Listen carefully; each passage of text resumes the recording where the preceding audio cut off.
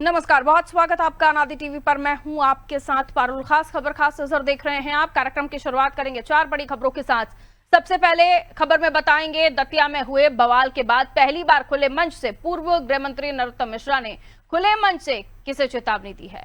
दूसरी खबर में बताएंगे वाराणसी में आयोजित पंच सम्मेलन में डिप्टी सीएम केशव प्रसाद मौर्य ने क्यों कहा कि अगर अखिलेश यादव कृष्ण भक्त हैं तो मथुरा में ईदगाह हटाकर दिखाएंगे। तीसरी खबर में बात करेंगे छत्तीसगढ़ विधानसभा के मानसून सत्र के चौथे दिन सेवाग्राम प्रोजेक्ट पर छिड़े संग्राम की। और चौथी खबर में बात होगी उत्तराखंड के लोक पर्व हरेला की।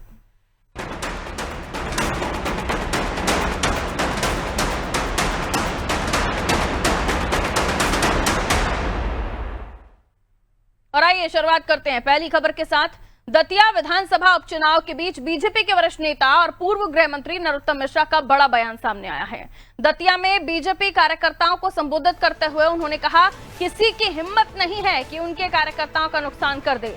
अगर ऐसी नौबत आई तो सबसे पहले वो खुद जेल जाएंगे, उसके बाद कार्यकर्ता जाएगा।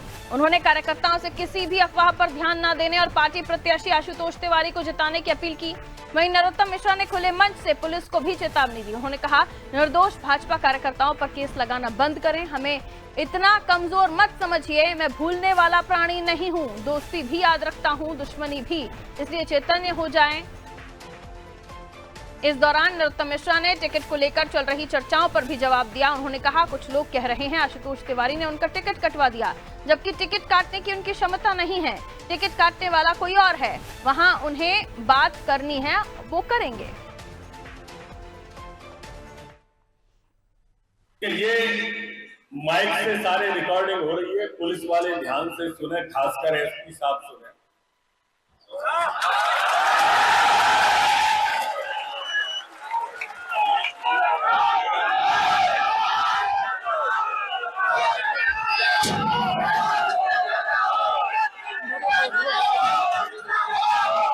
कहना चाहता हूं, आपने गाड़ियां तोड़ी, हमारे पास विजुअल फुटेज है। आपको चक्का जाम खुलवाना था, खुलवाते। रसूल गैस के बोले कार्यालय में क्यों डाली?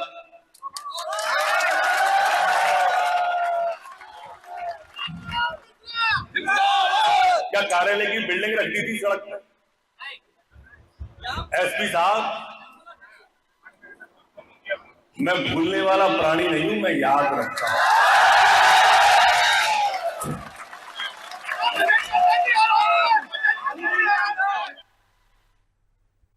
मैं भूलने वाला प्राणी नहीं हूं, मैं याद रखता हूं। टिकट काटने की बात को लेकर उनका कहना है कि टिकट काटने की उनकी क्षमता नहीं है, टिकट काटने वाला कोई और है, वहां उन्हें बात करनी है वो करेंगे, यहाँ जहां उन्हें बात करनी चाहिए वो करेंगे।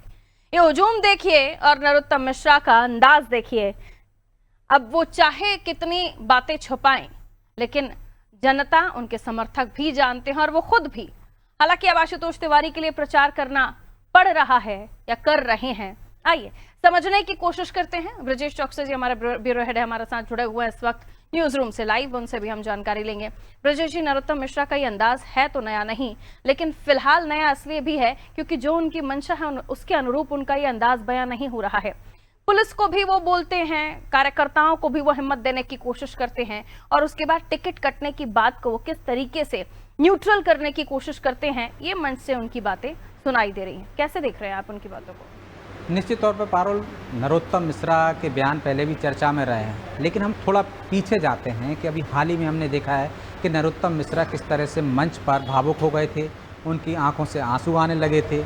इसकी वजह से क्योंकि कार्यकर्ताओं में एक संदेश चला गया था कि हमारा नेता यदि रो रहा है, क्योंकि वही कार्यकर्ता हैं जो इससे पहले नरोत्तम मिश्रा के टिकट कटने पर सड़क पर उतरे आए थे। उन्होंने कार्यालय पर पथराव कर दिया था, पुलिस से हाथापाई कर ली थी, उन पर मामले दर्ज हो गए थे। और इसके बाद यदि नरोत्तम मिश्रा मंच पर रोते हैं, आंखों से आंसू आते हैं, तो एक कार्यकर्ताओं के बीच में संदेश जाता है कि उनका नेता दुखी है। कहीं इसकी वजह से बीजेपी को नुकसान ना हो जाए, कार्यकर्ता उनका नाराज होकर घर ना बैठ जाए या भीतर घात ना करने लगे, तो उसको साधते हुए नजर आए। उन्होंने कहा कि देखिए, आप जहाँ तक अपनी बात पहुँचा सकते थे पहुँचा दिया आपने, और जिसने मेरा टिकट काटा है वहाँ तक आपकी बात पहुँचेगी नहीं। लेकिन ये वही बीजेपी है। आप एक तरफ देखिए कि बीजेपी कहती है कि उसका कार्यकर्ता जो है वो प्रधानमंत्री नरेंद्र मोदी भी कार्यकर्ता है और उन तक अपनी बात पहुंचा सकता है। लेकिन नरोत्तम मिश्रा यहाँ कह रहे हैं कि आपकी बात ऊपर तक नहीं पहुंच सकती, जिन लोगों ने मेरा टिकट काटा है वहां तक से मैं ही अपनी बात पहुंचा सकता हूं। तो क्या बीजेपी में कुछ बदलाव हो गए हैं कि कार्यकर्ता की बात ऊपर तक, नेताओं तक नहीं पहुंच पा रही है,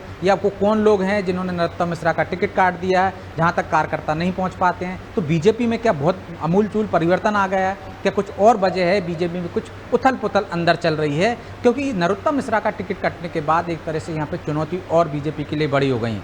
जिस तरह से वो भावुक हुए हैं, जिस तरह से उनके समर्थक मैदान पर आए थे और वो पहले से तैयारी कर रहे थे, उन्होंने नामांकन फॉर्म खरीद लिया था, प्रचार शुरू कर दिया था, लेकिन उनका टिकट कट जाता है। तो बीजेपी को कहीं ना कहीं ये डर सता रहा है कि नरोत्तम मिश्रा के जो समर्थक हैं वो घर ना बैठ जाएं या उनकी वजह से बीजेपी को नुकसान ना उठाना पड़े। इसी वजह से आप देखिए कि नरोत्तम मिश्रा लगातार वहां सक्रिय हो गए हैं, पार्टी ने उनको जिम्मेदारी दी है। और नरोत्तम मिश्रा ही हैं जिन्होंने मंच पर एक और बयान दिया था कि ये लड़ाई राजा और रंग के बीच में है, क्योंकि जिस तरह से हमने देखा कांग्रेस उम्मीदवार एक राज परिवार से आते हैं और आशुतोष तिवारी और एक तरह से हम देखते हैं कि वो ज़मीनी नेता हैं, ज़मीन से जुड़े हुए हैं और पिछड़े तबके से आते हैं, हम देख सकते हैं, मतलब गरीब परिवार से आ सकते हैं, ऐसा कह सकते हैं। राजा और रंग की लड़ाई कही तो उन्होंने एक तीर से कई निशाने भी किए हैं। ज्योतिरादित्य सिंधिया का नाम चल रहा था कि वो प्रभारी बन जाएंगे, लेकिन इस बयान के बाद आप देखिए कि जो सिंधिया के विरोधी माने जाते हैं, जिनको बैठकों में नहीं बुलाता है, ग्वालियर में जब सिंधिया जी रहते हैं उन सांसद को वहाँ का प्रभारी बना दिया जाता है। तो बीजेपी वो तमाम समीकरण साधने की कोशिश कर रही है कि एक तो कुशवाहा वोट सज जाए, जातीय समीकरण सज जाए, और जो यादव एक और खड़े हुए हैं दामोदर यादव, उनको साधने के लिए भी आप देखिए मुख्यमंत्री का एक यादव चेहरा है, लेकिन अखिलेश यादव कांग्रेस का समर्थन कर रहे हैं, तो यादव वोटों में भी विभाजन होगा। तो वो तमाम चीज़ें हैं कि एक बड़ी चुनौती हो गई है। जो हमने देखा दतिया का चुनाव, उसको साधने के लिए वो तमाम समीकरण अपनाए जा रहे हैं, जो चाहे नरोत्तम मिश्रा को झोंकने की बात हो, उनके समर्थकों को साधने की बात हो, और चाहे अन्य जातीय समीकरण साधने की बात हो। तो अब देखना ये होगा कि नरोत्तम मिश्रा के इस बयान के बाद क्या उनके समर्थक मान जाते हैं, क्योंकि वो दूसरी तरफ एसपी और कलेक्टर को भी चेतावनी दे रहे हैं, जो मामला दर्ज किया वो समर्थकों को ही सद्भावना दे रहे हैं और उनको चेतावनी दे रहे हैं कि आपने गलत लोगों पे मामला दर्ज कर लिया, अभी मैं हूँ। तो इसका क्या असर होता है? क्या वो पुलिस को ये जताना चाह रहे हैं कि हाँ भले ही मुझे टिकट नहीं मिला हो, लेकिन दतिया पर तो मेरा ही राज रहेगा? तो ये तमाम चीज़ें हैं, इनका किस तरह से अभिप्राय लेते हैं उनके समर्थक और कितना असर होगा ये तो आने वाला समय बताएगा। पारुल, बिल्कुल, आने वाले समय के साथ सारी चीजें स्पष्ट होंगी। फिलहाल स्थिति तो क्लियर है कि आशुतोष तिवारी इस वक्त दतिया से उपचुनाव लड़ रहे हैं और नरोत्तम मिश्रा उनके लिए प्रचार कर रहे हैं। यही गले उतर नहीं रहा है उन कार्यकर्ताओं को जो नरोत्तम मिश्रा के समर्थक हैं। बहुत शुक्रिया ब्रजेश जी जानकारी के लिए।